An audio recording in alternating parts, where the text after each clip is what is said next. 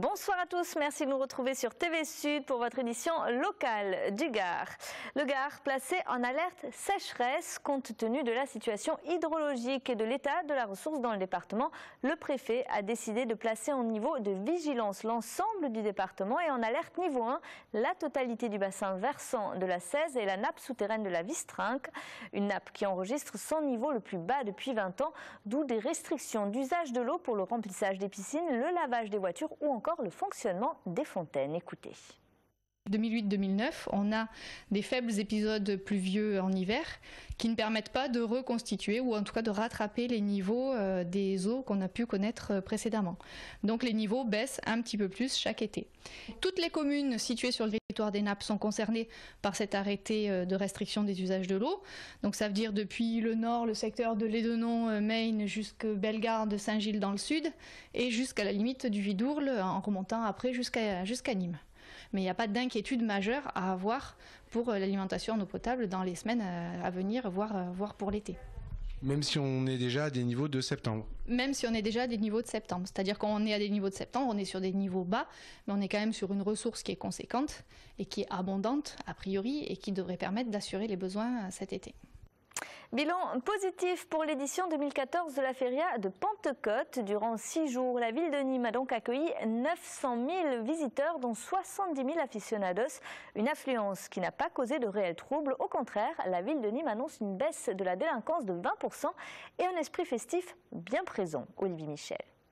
Premier bilan de cette Feria de Pentecôte 2014, malgré la présence de 900 000 personnes. Elle aura vraiment été festive, avec une baisse notable de la délinquance de 20% et par exemple 76% de bagarres en moins, soit 12 contre 49 en 2013. Une centaine de policiers municipaux étaient présents de 7 h du matin jusqu'à 4 h du matin. Un travail partenarial avec la police nationale. Et n'oublions pas la vidéoprotection, puisque chaque mois il y a de plus en plus de caméras. Aujourd'hui il y en a 250 et les caméras sont l'œil des forces de police. Et dès que les opérateurs voient que ça bouge un peu trop quelque part, ça permet d'envoyer les policiers qui arrivent rapidement. Côté arène, 70 591 aficionados ont franchi les portes de l'amphithéâtre romain. La plus forte affluence revient au samedi après-midi avec 12 770 places vendues pour la corrida où El Rouli a signé 2 œuvres magistrales face au taureau de Garci Grande. Un triomphe quelque peu gommé le lundi par ce qui devait être l'événement de la Feria, à savoir son face-à-face avec les Murat. Sortir des taureaux comme ça en piste de Nîmes, c'est vraiment une déception. 3 taureaux refusés, c'est beaucoup trop et je pense que de quelques années, on ne verra plus de Miura sur le sable nîmois. En ville, sur les 85 établissements contrôlés, 6 ont reçu des amendes et 100 kilos de denrées alimentaires ont été saisis. Quant à l'affiche de la Feria, elle a été très courtisée. 600 d'entre elles ont été vendues à l'office de tourisme et d'autres ont même été dérobées dans les sucettes d'abribus.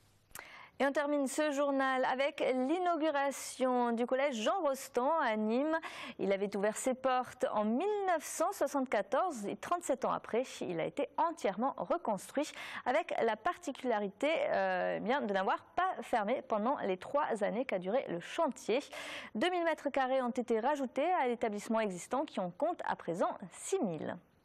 Je suis arrivé en 2001 et depuis cette date, je n'ai cessé de dire que l'éducation était la priorité dans ce département. Et je suis heureux d'avoir visité ici ce chantier terminé maintenant, qui a duré 2 ans et demi quand même, 17 millions d'euros, construit dans un espace très restreint, parce qu'on n'avait pas d'autre terrain, sur pilotis. Et aujourd'hui on arrive à un résultat, je ne dirais pas que c'est merveilleux, mais je dis que c'est un résultat très, très fort, pour l'enseignement, pour que tout ce qui s'y passe se passera bien.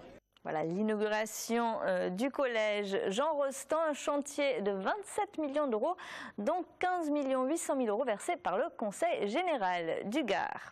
C'est la fin de ce journal, merci de l'avoir suivi. On se retrouve à 20 h 30 pour l'info de votre région. À tout à l'heure.